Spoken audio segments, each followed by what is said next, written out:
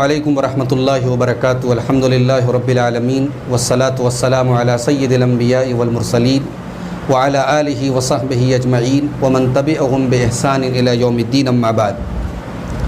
معزز ناظرین، آج آپ کی خدمت میں عقیقہ کے احکام و مسائل بیان کرنے کے لیے حاضر ہوا ہوں۔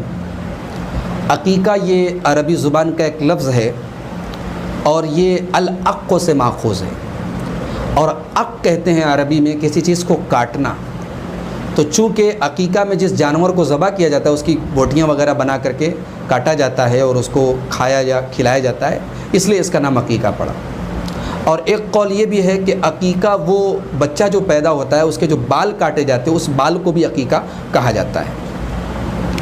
عقیقہ شریعت میں بچے کے پیدا ہونے پر جو جانور ذبح کیا جاتا ہے اس کو عقیقہ کہا جاتا ہے۔ اس کا حکم کیا ہے؟ اس کا حکم یاد رکھیں کہ سنت مؤکدہ ہے، اس کی بڑی تاکید کی گئی ہے سنت کے اندر۔ حضرت سلمان بن عامر الضبی کہتے ہیں کہ اللہ کے رسول صلی اللہ علیہ وسلم نے فرمایا مع الغلام عقیقۃ، بچے کے ساتھ عقیقہ ہے، فاحریقوا عنہ الدم، بچے کی طرف سے خون بہاؤ، وَأَمِيتُوا عَنْهُ الْأَذَى، اور بچے سے تکلیف کو دور کرو۔ یہاں تکلیف سے مراد یعنی بچے کے بدن سے گندگی کو صاف کرو، بال وغیرہ صاف کرو۔ یہ صحیح بخاری کی 5471 نمبر کی حدیث ہے۔ دوسری حدیث آپ دیکھیں، حضرت سمرہ ابن جندب رضی اللہ تعالیٰ عنہ کہتے ہیں کہ اللہ کے رسول صلی اللہ علیہ وسلم نے فرمایا کل غلام رہینۃ بعقیقتہ، ہر بچہ اپنے عقیقہ کی وجہ سے گروی رہتا ہے۔ تذبح عنہ یوم سابعہ، بچے کی پیدائش کے 7ویں دن اس کی طرف سے قربانی کی جائے، بچے کو ذبح کیا جائے، بچے کی طرف سے جانور ذبح کیا جائے، ویسمى فیہ، اور بچے کا نام رکھا جائے، ویحلق رأسہ، اور بچے کے بال کو موڑ دیا جائے۔ یہ ابو داؤد کی 2838 نمبر کی، ترمذی کی 1522 نمبر کی، اور ابن ماجہ کی 3165 نمبر کی صحیح حدیث ہے۔ حدیث میں بچے کو جو یہ کہا گیا کہ عقیقہ کے سبب گروی رہتا ہے، اس کا کیا مطلب ہے؟ امام احمد ابن حنبل کہتے ہیں کہ اس کا مطلب یہ ہے کہ بچہ اپنے والدین کے لیے شفاعت نہیں کرے گا قیامت کے دن۔ اگر بچہ انتقال کر گیا بچپنے کی حالت میں اور ماں باپ نے عقیقہ نہیں کیا ہے تو بچہ اپنے ماں باپ کے لیے شفاعت نہیں کرے گا۔ یہ مطلب کون بتا رہا ہے؟ امام احمد ابن حنبل۔ اور گروی کا ایک مطلب یہ بھی علماء نے بتایا ہے کہ جیسے اگر کسی کے پاس ہم سامان گروی رکھ دیں تو وہ سامان اگرچہ ہم نے وقتی طور پر اس کو دیا ہے مگر وہ سامان ہمارا ہے اور ایک نہ ایک دن وہ سامان اس سے ہم کو لینا ہے۔ تو اسی طریقے سے جسے گروی جس کے پاس سامان رکھا جائے وہ چیز ہمیشہ اس کے ساتھ لگی رہتی ہے، ویسے عقیقہ اگر بچے کا نہ کیا جائے تو ہمیشہ اس کے ساتھ وہ لگا رہتا ہے، یعنی اس چیز کو کرنا ہی کرنا ہے۔ آئیے عقیقہ اللہ کے رسول صلی اللہ علیہ وسلم نے کس جانور کا اور کتنے جانوروں کا کرنے کا حکم دیا؟ آئیے اس سلسلے میں ایک حدیث دیکھتے ہیں۔ حضرت ام کعب القرظیہ کہتی ہیں کہ میں نے اللہ کے رسول صلی اللہ علیہ وسلم سے عقیقہ کے بارے میں سوال کیا تو اللہ کے نبی نے فرمایا عن الغلام شاتان، بچے کی طرف سے 2 بکریاں ہیں۔ شات کا لفظ اصل میں آگے میں وضاحت کروں گا، بکرے کے لیے بھی استعمال ہوتا ہے اور بھیڑا اور دمبا وغیرہ کے لیے بھی استعمال ہوتا ہے۔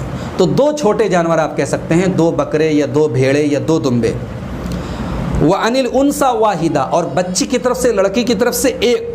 لا یضرکم ذکرانا کن او اناثا، اس سے کوئی فرق نہیں پڑتا کہ وہ دونوں بکری ہو یا وہ دونوں بکرا ہو، دونوں نر ہو دونوں مادہ ہو یا ایک نر ہو ایک مادہ ہو، اس سے کوئی فرق نہیں پڑتا۔ یہ ابو داؤد کی 2835 نمبر کی، ترمذی کی 1516 نمبر کی اور ابن ماجہ کی 3162 نمبر کی صحیح روایت ہے۔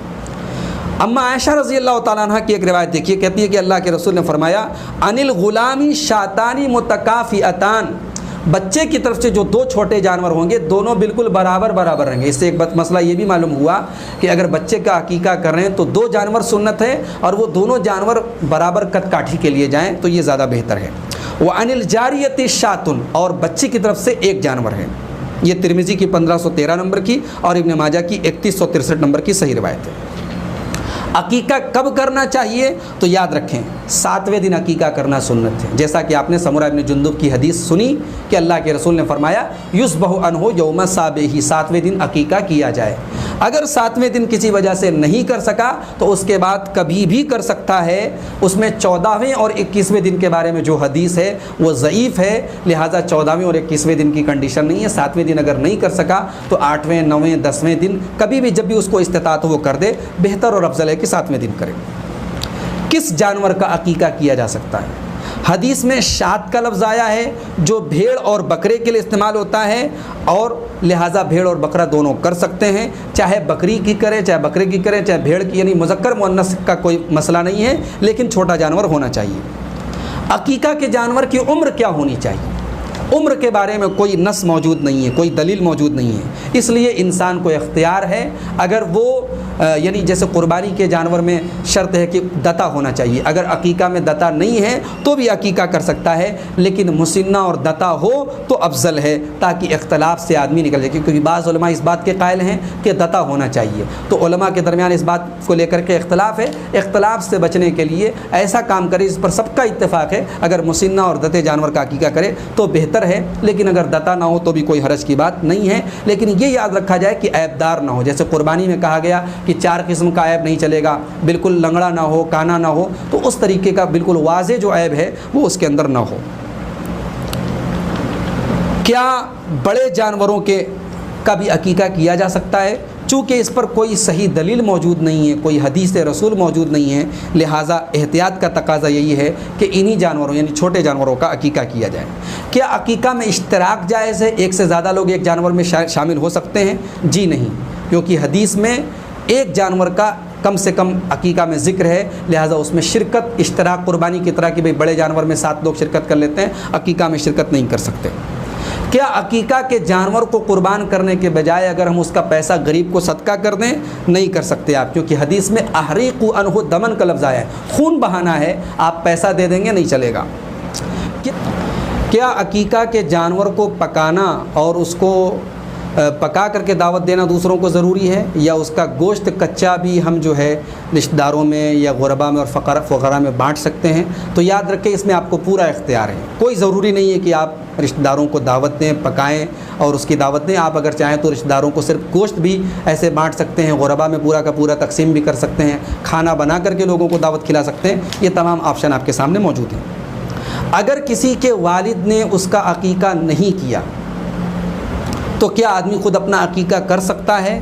اللہ کے نبی صلی اللہ علیہ وسلم نے اپنا عقیقہ نبوت کے بعد کیا۔ علامہ البانی نے صحیحہ کے اندر اس حدیث کو صحیح قرار دیا ہے، 2726 نمبر کی حدیث ہے، صحیح حدیث ہے۔ لہٰذا آپ کے والد نے اگر آپ کا عقیقہ نہیں کیا ہے، کسی وجہ سے کوئی پریشانی تھی اس وقت نہیں کر سکے، آپ اگر چاہیں تو اپنا عقیقہ خود، حالانکہ ضروری نہیں ہے، والد کے پاس اگر استطاعت تھی اور تب انہوں نے نہیں کیا تو آپ کو کر لینا چاہیے، لیکن اگر انہوں نے طاقت ہی نہیں تھی اور نہیں کیا تو آپ کے لیے ضروری نہیں، لیکن اگر آپ چاہیں تو کر سکتے ہیں۔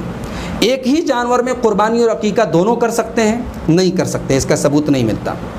بعض لوگوں کا یہ خیال ہے کہ عقیقہ کے جانور کی ہڈی توڑنی نہیں چاہیے ورنہ بچے کی صحت خراب ہو جاتی ہے۔ فضول بات ہے، بکواس بات ہے، جہالت کی بات ہے، اس کی کوئی دلیل موجود نہیں ہے۔ 7ویں دن بچے کے بال کے برابر چاندی صدقہ کرنا بھی سنت سے ثابت ہے۔ حضرت ابو رافع کہتے ہیں کہ اللہ کے نبی صلی اللہ علیہ وسلم نے حضرت فاطمہ سے کہا، جب حضرت حسن پیدا ہوئے آپ نے فرمایا احلق رأسہ، اس کا بال موڑ دو، وتصدقی بوزن شعرہ فضۃ بین المساکین، اور آپ نے فرمایا کہ اس کے بال کے برابر چاندی غریبوں میں تقسیم کر دو۔ یہ مسند احمد کی 27187 نمبر کی حدیث ہے۔ علامہ البانی نے اس کو ارواء الغلیل کے اندر حسن قرار دیا ہے، یعنی حدیث قابل حجت ہے، لہٰذا چاندی صدقہ کرنا سنت سے ثابت ہے۔